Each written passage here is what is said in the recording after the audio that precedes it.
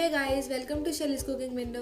आज हम स्नैक्स और स्टार्टर रेसिपी बनाएंगे जो 15 मिनट में रेडी हो जाएंगे। ये बहुत ही ज़्यादा टेस्टी हैं और इन्हें बनाना भी बहुत आसान है। और बेस्ट बात यह है कि आप इन्हें अपनी मनपसंद शेप में बना सकते हैं। यहाँ मैंने 3 से 4 शेप्स ट्राई करी हैं। आप इन आलू सूजी स्नैक्स को ज़रूर ट्राई करके देखें। तो चलिए इन्हें बनाना शुरू करते हैं। सबसे पहले इनके इंग्रेडिएंट्स चेक कर लेते हैं। प्लीज़ मेरे चैनल को सब्सक्राइब करें और बेल आइकन को प्रेस करें ताकि मेरी लेटेस्ट वीडियोस आप आसानी से देख सकें। यहाँ पर मैंने 4 मीडियम साइज़ के आलू लिए हैं। इन्हें हम मैशर की हेल्प से मैश कर लेंगे। आप चाहे तो इन्हें हाथों से भी अच्छे से मैश कर सकते हैं। अब हम दूसरा बाउल लेंगे। इसमें आधा कप सूजी ऐड करेंगे। यहाँ पे मैंने बारीक सूजी यूज़ करी है। इसमें अब 1/4 कप दही ऐड करेंगे और अच्छे से मिक्स कर लेंगे दोनों को। दही की क्वांटिटी आप कम ज़्यादा कर सकते हैं डिपेंडिंग ऑन कि आपकी दही कितनी गाढ़ी बनी हुई है। ये देखिए कितने अच्छे से दोनों चीज़ें आपस में मिक्स हो चुकी हैं।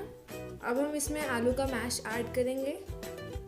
इसमें ऐड करेंगे आधा कप बारीक कटा हुआ धनिया, 1 टेबलस्पून ग्रेट किया हुआ जिंजर और गार्लिक, लहसुन और अदरक, 1 टेबलस्पून ग्रीन चिली, इसे मैंने एकदम बारीक काट लिया था, 1 teaspoon oregano, 1 teaspoon chaat masala, salt to taste, 1/4 cup cornflour. अगर आपके पास कॉर्नफ्लावर ना हो तो आप इसकी जगह मैदा या चावल का आटा भी यूज़ कर सकते हैं, 2 टेबलस्पून ब्रेड क्रम्स। यहाँ पर मैंने ब्राउन ब्रेड क्रम्स यूज़ करे हैं। आप यहाँ पर वाइट ब्रेड क्रम्स भी यूज़ कर सकते हैं।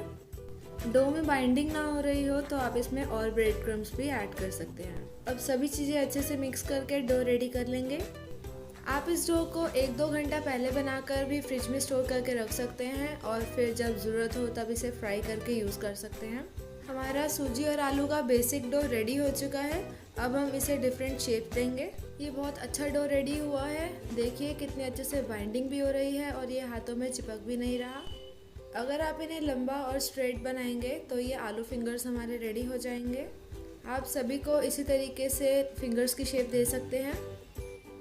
आप इस डो से नगेट्स बना सकते हैं। बस इन्हें नगेट्स की शेप दें और आपके पोटैटो नगेट्स रेडी हो जाएंगे। अगर आप इसे सिंपल रखना चाहते हैं तो आप इन्हें स्मॉल साइज़ की टिक्की की शेप भी दे सकते हैं, या आप इसे इस तरीके से लीफ की शेप दे सकते हैं, कटलेट्स टाइप।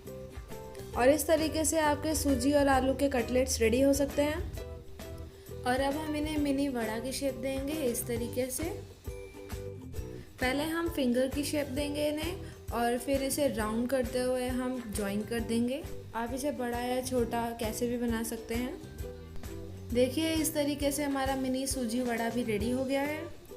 ये 4 शेप्स हैं। आप चाहें तो जो आपको पसंद हो उस तरीके की शेप बना सकते हैं। मेरे साथ कमेंट बॉक्स में ज़रूर शेयर करें अगर आपको कोई न्यू आइडिया आए तो।